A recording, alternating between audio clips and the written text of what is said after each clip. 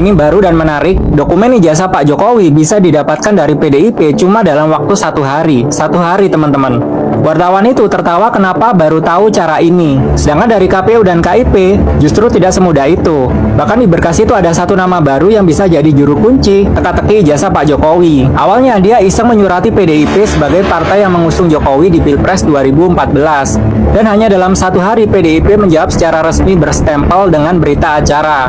Isinya formulir pendaftaran, salinan seluruh dokumen pendukung, tidak hanya salinan ijazah S1 tapi juga SMA. Di mana ijazah SMA ini lebih penting karena syarat jadi presiden kita cuma butuh SMA. Wartawan bernama Michael itu dan juga Roy Suryo terkejut karena foto Pak Jokowi di ijazah SMA gondrong sekali.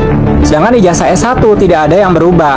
Dia juga menemukan kejanggalan soal ijazah SMA di mana cap SMPP tahun 1985 yang ternyata berbeda dengan ijazah SMA yang beredar. Dia menyebut ini perlu dibahas dan dikaji lebih lanjut. Dan satu nama juga muncul dari dokumen itu, tim pendukung Jokowi JK tahun 2014 yang jadi penggerak relawan. Dia bernama Eko Sulistyo. Nama ini akan jadi juru kunci karena akan membuka kedok dan akan diminta ke Barreskrim untuk penyelidikan.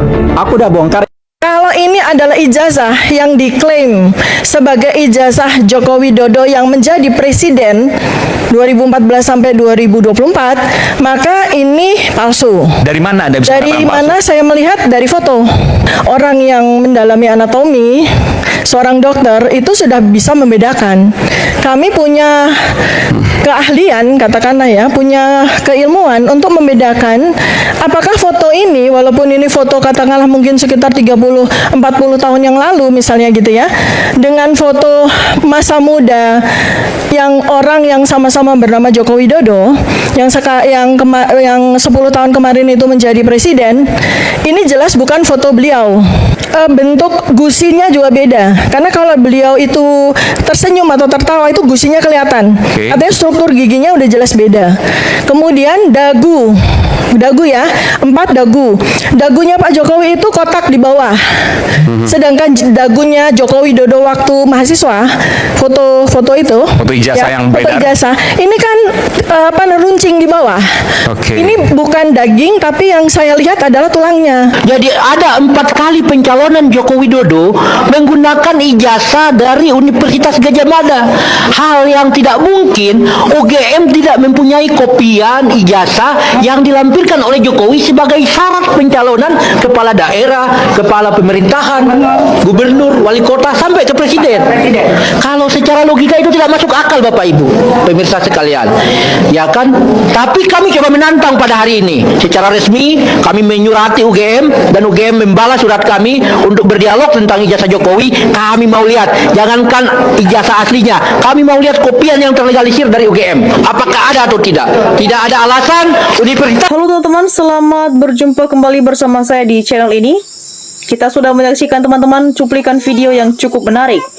Dan teman-teman, sebelum kita bedah lebih dalam polemik pada hari ini, jangan lupa untuk berikan komentar kalian dan subscribe channel kita agar tidak ketinggalan update terbaru yang kita sampaikan setiap hari.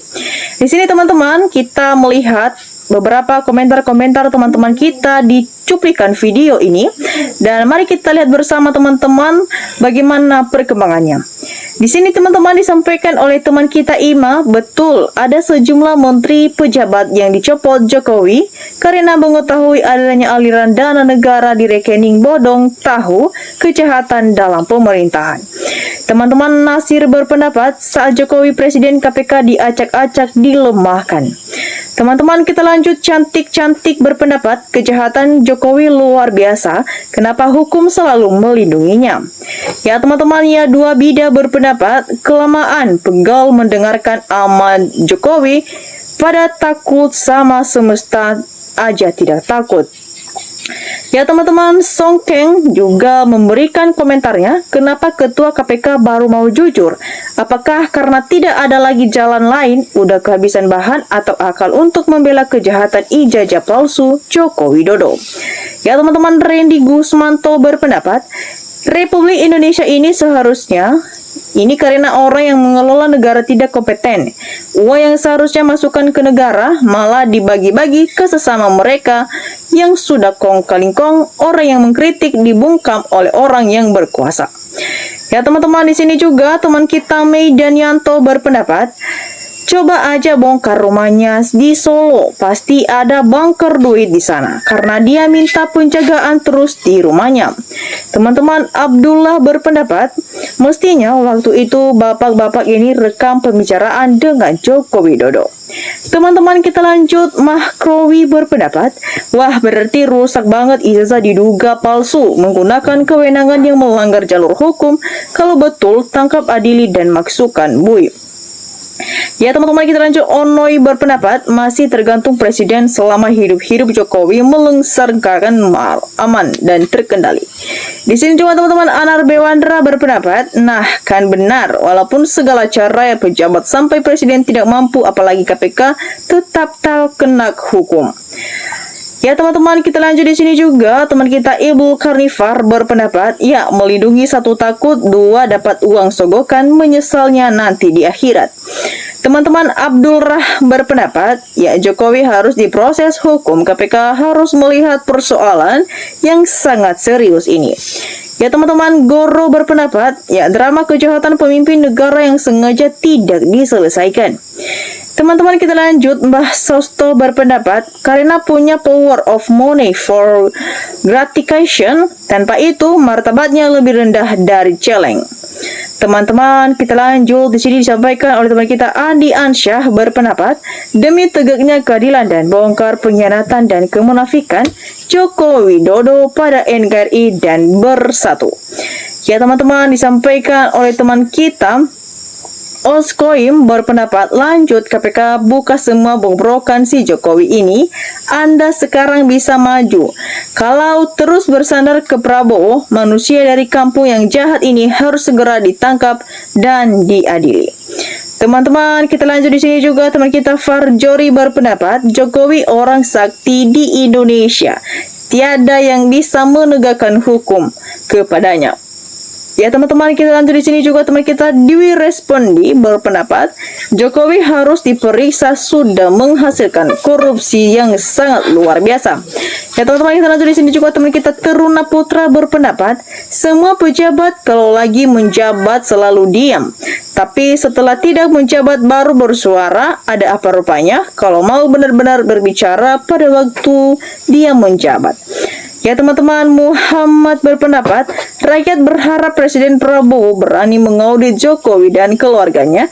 Tinggal pilih mau lindungi Jokowi atau keluarganya atau menyelamatkan 280 juta rakyat Indonesia. Teman-teman, kita lanjut. Di sini juga teman kita Suryadi berpendapat, ya udah tunggu apa lagi, segera bertaubatlah kalian para pejabat atau mantan pejabat, bongkar kebusukan Joko Widodo. Ya teman-teman, Asek Proyek juga memberikan tanggapannya, KPK jangan ngonten, nyatanya di kasus Jokodok lampau total garel. Ya teman-teman, kita lanjut. Di sini juga teman kita Gede Sumanesa berpendapat, ketinggalan Indonesia dengan Korea Selatan karena koruptor Indonesia dilindungi serta satu sama lain saling menutupi dan tidak punya budaya malu. Korea ada pejabat skandal pasti mundur. Ya teman-teman, kita lanjut. Di sini juga teman kita Wantu berpendapat, banyak kasus Joko Widodo tapi sayangnya tidak bisa disentuh hukum, bantahkan dilindungi hukum dan aparat hukum. Ya teman-teman, kita lanjut. Di sini juga teman kita Ibu Khanifal berpendapat, Jokowi rumahnya ada bunkernya buat tempat uang korupsi. Korupsinya banyak sekali, yang itu pasti masih sekarang berkuasa. Teman-teman, kita lanjut. Di sini juga teman kita Pak Ahmad berpendapat, memang Jokowi dan gengnya mafia harus dinepalkan dan koruptor lainnya kalau menunggu penegak hukum mafia juga akan ikut serta. Nah teman-teman, bagaimana tanggapan kalian mengenai isu polemik ini dan tanggapan teman-teman kita? Jangan lupa teman-teman untuk berikan opini cerdas kalian di kolom komentar di bawah. Dan demikian saja cuplikan video kali ini teman-teman. Jangan lupa untuk share video ini dan jangan lupa untuk selalu pantau informasi menarik yang kita sampaikan. Demikian saja teman-teman, salam NKRI harga mati.